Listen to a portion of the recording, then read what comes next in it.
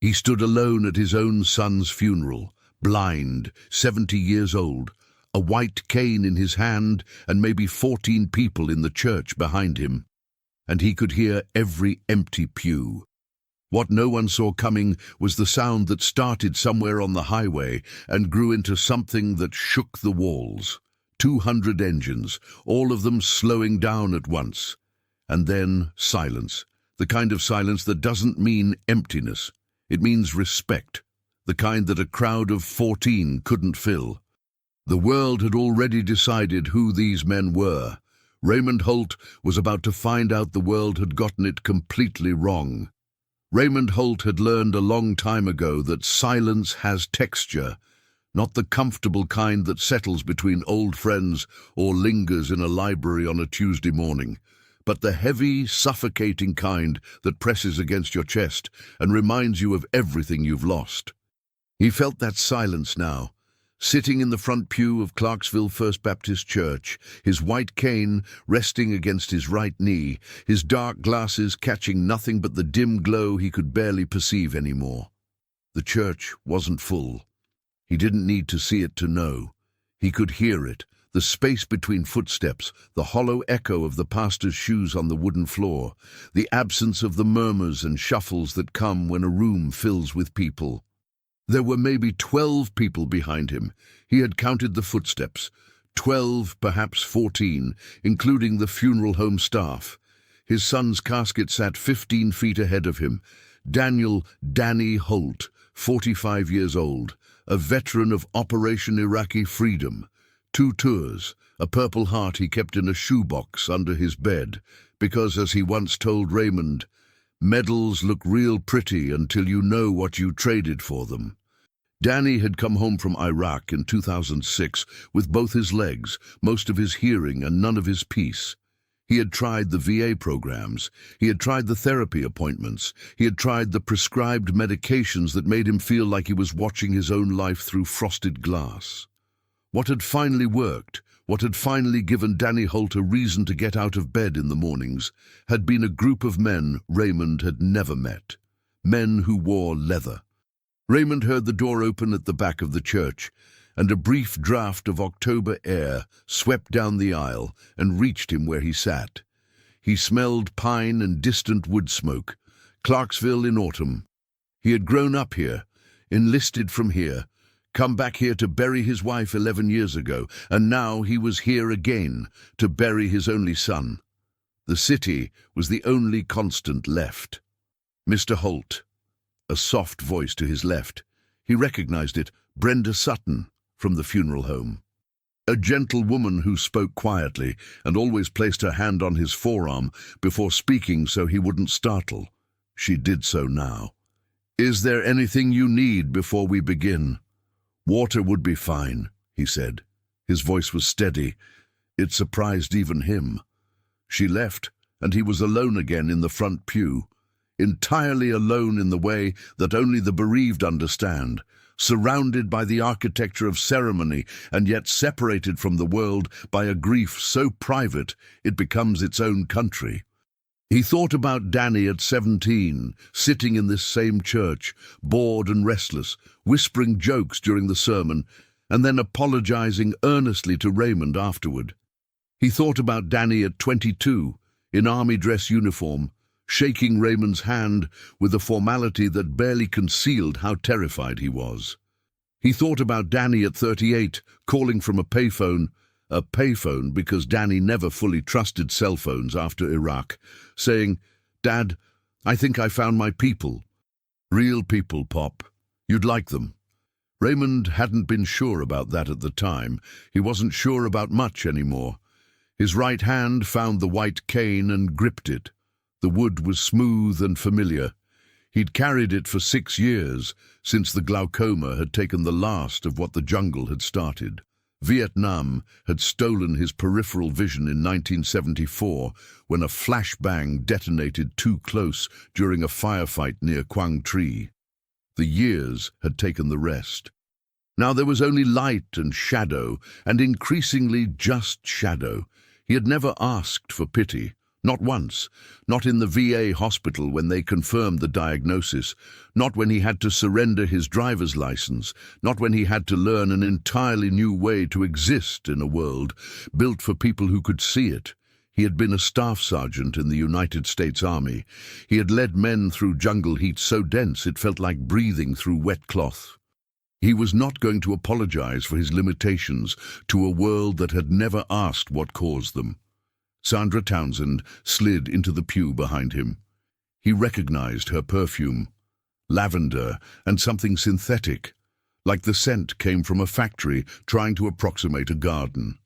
"Raymond," she said, low and careful, "I'm so sorry for your loss." "Thank you, Sandra." A pause. He could almost hear her gathering herself. "I didn't know Danny well, but was it his biker friends who arranged the flowers?" She said the word biker with the particular delicacy people reserve for things they find distasteful. "I don't know who arranged the flowers," Raymond said honestly. "I just ask because, well, there's a rather large arrangement up front, black roses and American flags. It's very striking." Another pause. "Danny was involved with those men, wasn't he? The motorcycle club." "He was. I always worried about that." She said it softly, as if she were confiding a secret the dead boy couldn't hear. Raymond turned his face forward. "I know," he said. "Most people did." The pastor called for the service to begin. 14 people shifted in their seats behind Raymond Holt, and the casket of his son rested in silence 15 feet away, and the black roses, which Raymond could not see but somehow knew were beautiful, stood in their arrangement like a signal waiting to be answered. Outside, the October sky over Clarksville had gone the grey of old pewter, and somewhere on Interstate 24, the sound was building. Brenda Sutton had been managing Sutton & Sons Funeral Home for 19 years, and she had seen most of what grief looked like. She had seen it arrive in black limousines and in rusted pickup trucks. She had seen it wear designer dresses and construction boots. She'd seen it weep openly, and she had seen it sit perfectly rigid and refuse to blink for an hour. She had never seen it arrive on motorcycles. She stepped outside to check the flower delivery she was expecting from the florist on Madison Street, and she heard them before she saw them. A deep, rolling rumble that started as a vibration in her sternum and grew into something she could only describe later to her sister on the phone as the sound of thunder that had learned to travel in formation. They came down Providence Boulevard in 2 columns. Not racing, not revving, not announcing themselves with the theatrical aggression she associated with every movie she'd ever seen featuring men like these. They rode slowly, deliberately, like a procession. The Hells Angels' Death's Head insignia moved past her in a river of leather and chrome. Brenda counted without meaning to. 30, 50, 80. She stopped counting somewhere around 100 because the line hadn't ended and she needed to breathe. Rex Calloway led the column. He was 58 years old, broad as a doorframe, with a grey beard trimmed close and eyes the colour of iron. He rode a 2019 Harley-Davidson Road King that he had maintained himself for 4 years, the way he maintained most things, with patience, precision, and the understanding that something worth having was worth the work. His cut, the leather vest that carried the Hells Angels patch on the back, bore the Tennessee chapter insignia and a small embroidered American flag on the left chest. Below the flag, barely visible unless you knew to look, a service ribbon, Army, 1988 to 1996. He cut the engine in the parking lot of the church, and the column followed his lead, 200 engines going quiet in a sequence that rippled backward through the procession like a wave reversing course. The silence that replaced the sound was startling in its completeness. No one spoke. Rex dismounted and adjusted his cut. Behind him, men ranging from 30 to 65 years old did the same, some moving stiffly, the way men move when old injuries make themselves known in cold weather. At least a third of them had service ribbons of their own on their cuts or patches that read "Veteran" above the chapter name. Some had both. Terry Walsh, 34, rode near the back. He was the youngest full-patch member of the Tennessee chapter and had joined 3 years ago, 6 months after Danny Holt had personally vouched for him at a chapter meeting. Terry had come home from Afghanistan with a traumatic brain injury that the VA had misclassified for 2 years. He had been sleeping in his truck when Danny found him in a parking lot off Riverside Drive, bought him a meal, and spent 4 hours listening. Terry hadn't known Danny was a veteran's son until the chapter meeting where Rex Calloway said they were riding to Clarksville. He hadn't known the old man was blind. He hadn't known that would make him cry in the parking lot of a church at 10 in the morning. But here he was, pressing the back of his wrist against his eyes and hoping nobody saw. Inside the church, Pastor Owen Whitfield had just completed his reading from Psalms when the sound reached them. It filtered through the old walls of Clarksville First Baptist, not loud but present, unmistakable. Sandra Townsend turned in her pew. "What is that?" The 3 other civilians in the congregation exchanged glances, that particular kind of glance that contains an entire conversation about apprehension and judgment without a single word being spoken. Raymond Holt sat perfectly still. He heard the engines slow. He heard them stop, in sequence, the sound dying in stages like an orchestra finishing a piece of music. He heard the doors of the church open behind him, and he felt the cold air come in again. But this time it stayed, because the doors didn't close.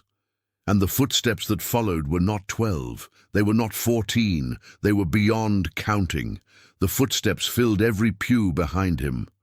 He could hear the creak of old wood under unfamiliar weight, the rustle of leather, the occasional clink of metal. The church, which had been 3/4 empty 40 seconds ago, was full. Raymond didn't turn around. He gripped his cane and he breathed, and he listened, and what he heard, beneath all of it, beneath the movement and the settling and the vast collective presence, was silence.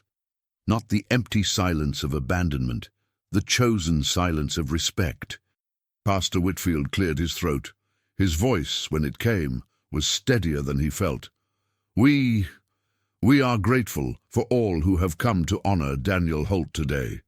He looked out at the sea of leather and chrome patches and American flags stitched onto cuts, and he saw something he would later struggle to explain to his congregation on Sunday. He saw grief, clean, uncomplicated, genuine grief. "Danny was one of us," Rex Calloway said from the second pew. He hadn't raised his hand. He hadn't asked permission. He spoke with the directness of a man who didn't know how to perform deference. "If it's all right with the pastor, I'd like to say a few words." Whitfield nodded. Rex stood. He looked at the back of Raymond Holt's head. The close-cut white hair, the straight spine, the white cane. He had heard about Raymond for 3 years, from Danny. He had not expected the old man's stillness. He had not expected it to move him. "Danny Holt saved my brother's life," Rex said. "Not with a gun, not in a firefight. He saved him by showing up at 2 in the morning to a man who had decided he didn't want to make it to 3. That's who Danny Holt was. That's why we're here." In the front pew, Raymond Holt's shoulders moved, just once, just barely. He did not make a sound. Sandra Townsend had not planned to stay for the full service. She had come because it was the proper thing to do. Raymond Holt had been her neighbor for 11 years, and whatever she thought of his son's associations, she was not an unkind woman. She had brought a casserole dish of green bean bake on Tuesday, had offered to drive Raymond to the church herself. He had politely declined, arranging for a car service instead, and she had intended to pay her respects and be home before noon.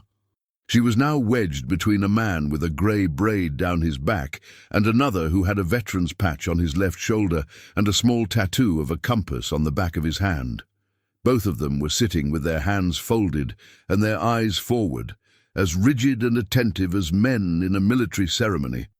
Sandra found that she did not know what to do with this information. She had lived in Clarksville her whole life. She knew what a Hells Angels patch meant, or thought she did. She knew what the news said. She knew what her late husband Gerald had said when Danny Holt had started riding with them. "Mark my words, Sandy, that boy is going to end up in a ditch somewhere." And she had agreed, quietly, the way she agreed with most things Gerald said, because it was easier than the alternative. Gerald had been gone 4 years now, and Danny Holt had not ended up in a ditch. He had ended up in this casket because his heart, weakened by the stress that 2 combat tours and a decade of untreated PTSD had deposited in his arteries, had stopped on a Tuesday morning while he was drinking coffee and reading a book about bird migration. Sandra looked at the casket. Then she looked at the man beside her, the one with the braid. "Did you know Danny?" she asked, barely above a whisper. He turned. His face was weathered, mid-50s, with a long scar along the jaw that he had stopped being self-conscious about around 20 years ago. His eyes were brown and entirely present. "For about 6 years," he said.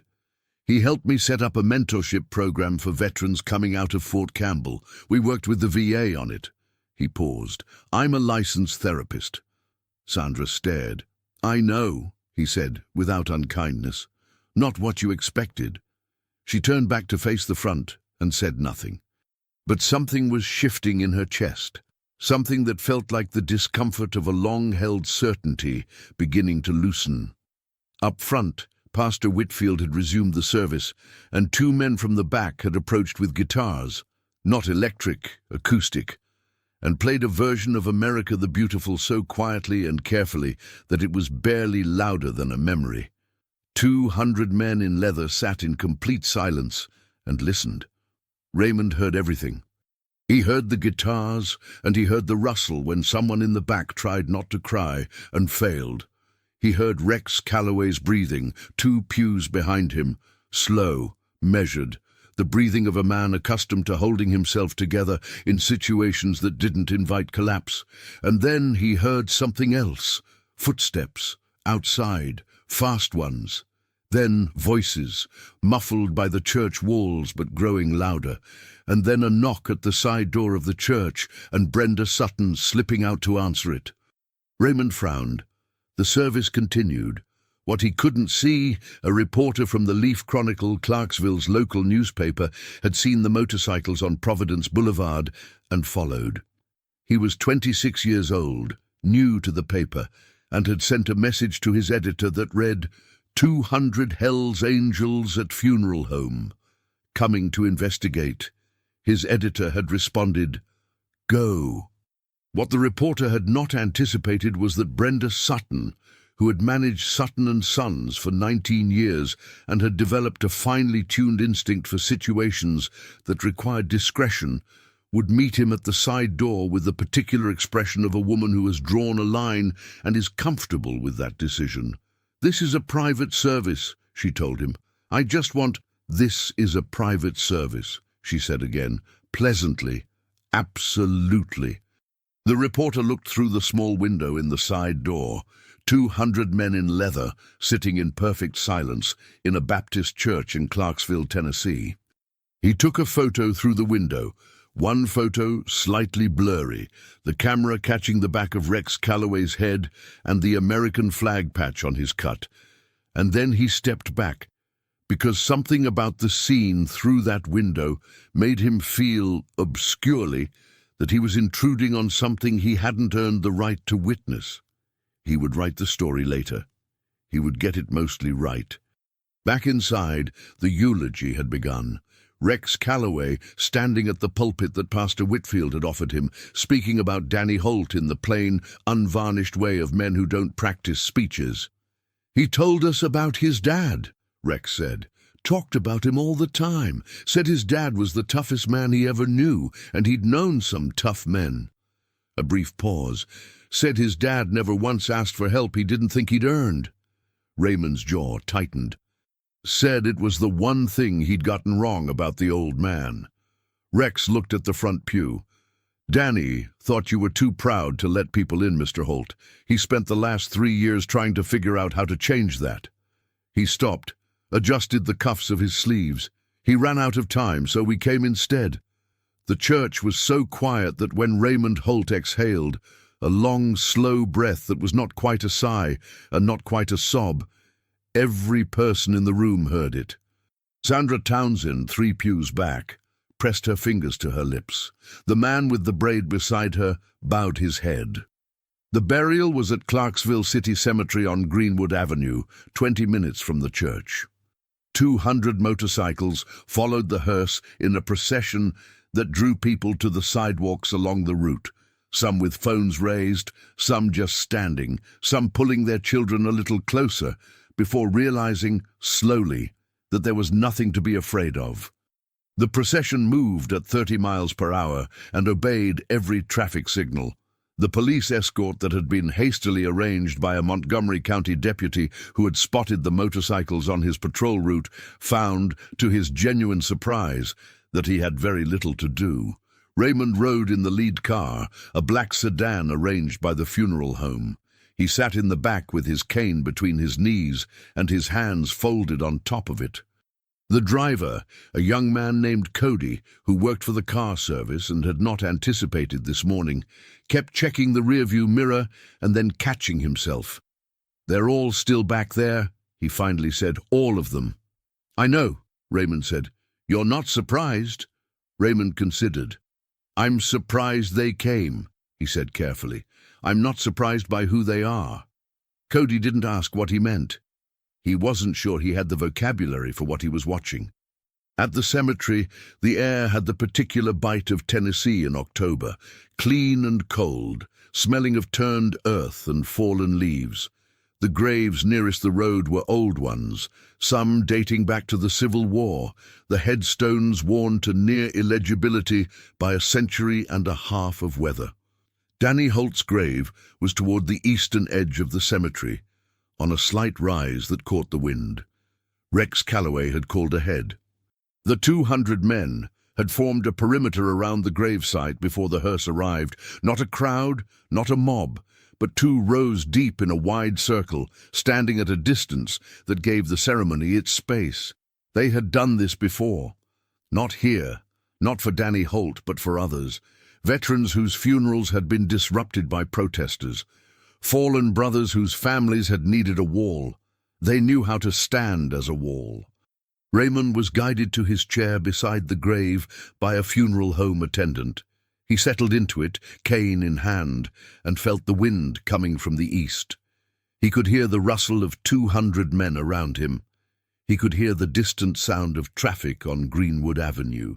He could hear, very close by, the barely controlled breathing of someone young, to his right, maybe 6 feet away. "Who's there?" he said. A pause. "Terry Walsh, sir. I was a friend of Danny's." "You're young." "Yes, sir, 34. Afghanistan." Another pause, longer. "How did you know?" "The way you breathe when you think no one's listening." Raymond turned his face forward again, toward where he understood the grave to be. "Danny called me about you, 3 years ago. He said he'd found a kid who needed help and he wasn't going to let him fall through the cracks." Terry Walsh made no sound for a long moment. Then, "He didn't tell me that. He wouldn't have." Raymond's voice was even. "That's how he did things. Quiet. No announcement. He was—" Terry stopped, tried again. "He was the first person who treated me like I was worth the trouble." Raymond nodded slowly. "He learned that from his mother," he said. "She saw people the same way, looked right past everything else. A beat. I was never as good at it as she was. Took me a long time to understand what Danny was doing, out here, with all of you." Pastor Whitfield's voice came up then, beginning the graveside service, and the 200 men around the circle bowed their heads in a movement that rippled outward like a wave. Raymond heard it, the small shift of collective weight, the sound of 200 men simultaneously taking a breath. He had stood at attention on parade grounds. He had stood in jungle clearings while helicopters came in hot overhead. He had stood in hospital rooms and VA waiting areas and DMV offices, learning to navigate a world that hadn't been designed with him in mind. He had never felt less alone than he did at this moment. Rex Calloway moved to stand beside Raymond's chair when the pastor concluded. He had something in his hands. Raymond felt him approach, heard the deliberate footsteps of a large man moving carefully. "Mr. Holt," Rex said. "You can call me Raymond." "Raymond." He crouched down slightly to Raymond's level, a small gesture that cost him nothing and meant everything. "Danny asked me to give you something. He left it with me 6 months ago. Said I'd know when the right time was." He placed it in Raymond's right hand. "He said to tell you he wasn't mad. He wanted you to know that first. He wasn't mad about any of it." Raymond's hand closed around the object, rectangular, thin, metal, with fabric on one side. He ran his thumb along it. His breath stopped. It was Danny's Purple Heart, still in its case. "He said," Rex continued very quietly, "that he'd figured out medals are worth something after all. Just not the way they teach you." A pause. "He said they're worth something when you give them to the right person." Raymond Holt held his son's Purple Heart in both hands and pressed them against his chest. Around the circle, 200 men stood in absolute silence, the wind moving through their cuts and through the autumn grass, and no one moved, and no one spoke, and no one looked away. Sandra Townsend, who had followed the procession in her Buick and was standing at the edge of the group, outside the circle, technically, because she hadn't been sure she had the right to stand inside it, felt her preconceptions come apart in a way that was, surprisingly, not painful. It felt more like setting something down after carrying it for a long time. Phil Brennan was standing near her. He had introduced himself properly at the church. His name was Phil Brennan, the therapist, the licensed one, and he was looking at the circle of leather and the old man at the center of it, and his expression was the expression of someone watching something true. "I had no idea," Sandra said. She wasn't sure what she was referring to specifically. "Most people don't," Phil said. "That's the whole point, isn't it?" The reception afterward was held at Rex Calloway's property, a large piece of land outside Clarksville, on a farm road off Highway 41A, where a converted barn had hosted chapter gatherings and family cookouts, and, on 3 occasions, fundraisers for veterans organizations that had sent polite thank-you notes to a P.O. box without ever asking who had donated. Raymond had not planned to go. Rex had asked him at the graveside, a simple and direct invitation, delivered without expectation. Raymond had stood there with his son's Purple Heart in his coat pocket and the wind in his face, and he had said yes before he'd thought about it, which was, he was aware, unusual for him. Terry Walsh rode beside the sedan in the procession to the property, close enough to be visible through the window, and Cody the driver had pointed this out without thinking. Then he'd apologized for forgetting. "Don't apologize," Raymond said. "Tell me what you see." Cody hesitated, then described it. The line of motorcycles stretching ahead and behind them, the afternoon light going amber on the chrome, the way the riders moved together with an easiness that looked somehow like fluency in a language most people never learned. Raymond listened to all of it. The converted barn was warm with propane heaters and the body heat of 200 men who filled it to capacity. A long table had been set up with food. Someone had organized a catering order from a barbecue place on Dover Road that was apparently a chapter favorite. There were also folding chairs arranged in a loose semicircle near the back. And it was in one of these that Raymond was settled by Terry Walsh, who had appointed himself Raymond's guide for the afternoon with the earnest conscientiousness of a young man who needed something useful to do with his grief. "What do you want to eat?" Terry asked.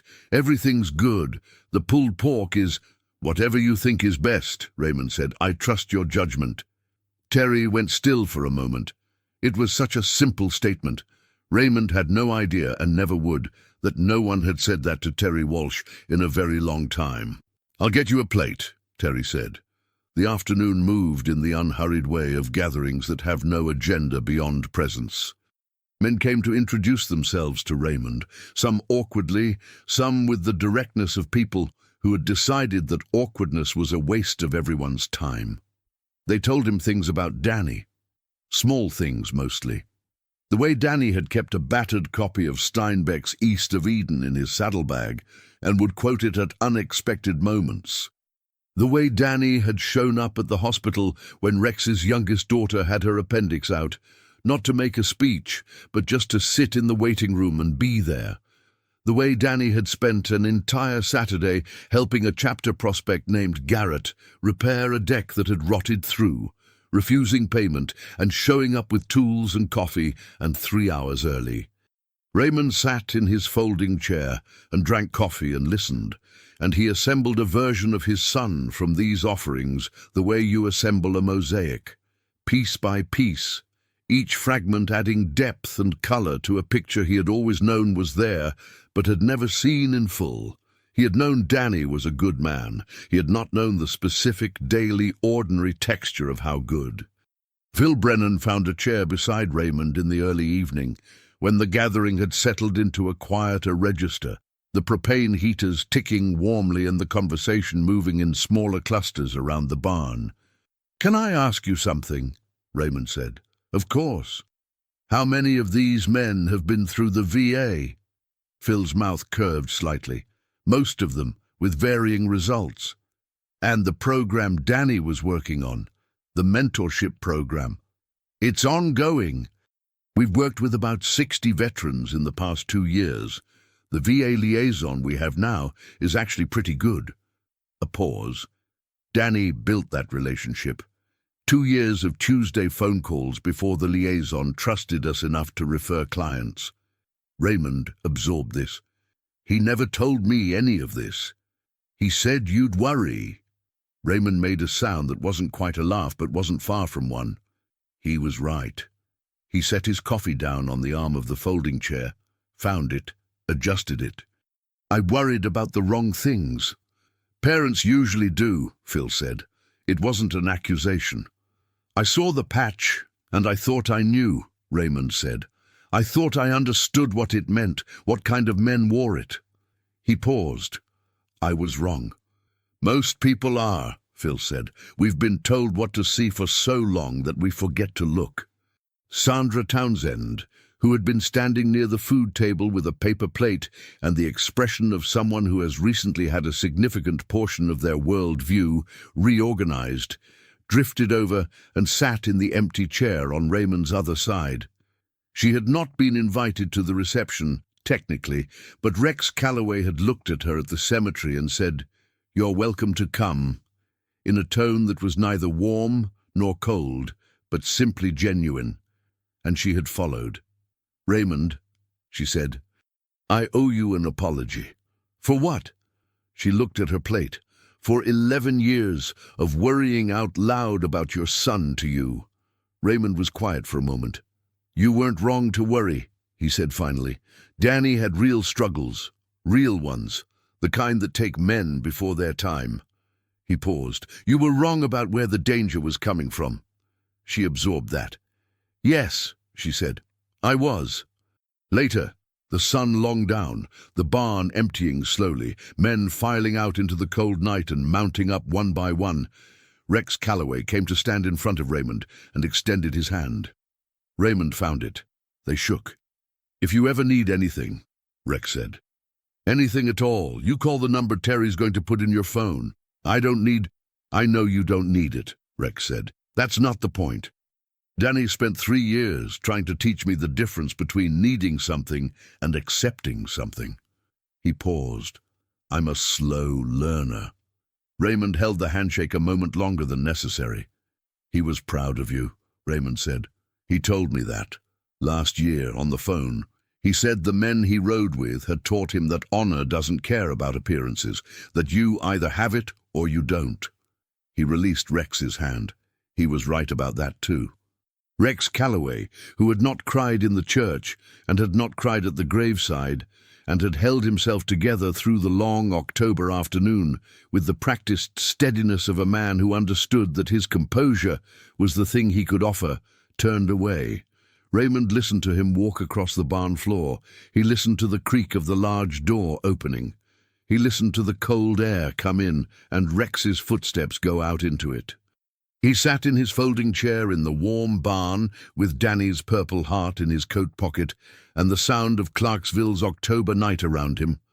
And he understood something he should have understood years ago, that the walls we build from other people's fear are the most expensive walls there are because they keep out exactly what we need most. Danny had known that. Had learned it probably on a night like this one, surrounded by men who looked like what the world feared and were something else entirely underneath. Raymond Holt was 70 years old and blind and alone in a way that had no remedy. But he sat in that barn, and he breathed the warm air, and he listened to the last few motorcycles start up outside one by one, and he let himself understand that his son had built something real here. Something that had outlasted him. It wasn't what Raymond had imagined for Danny's life. It was better.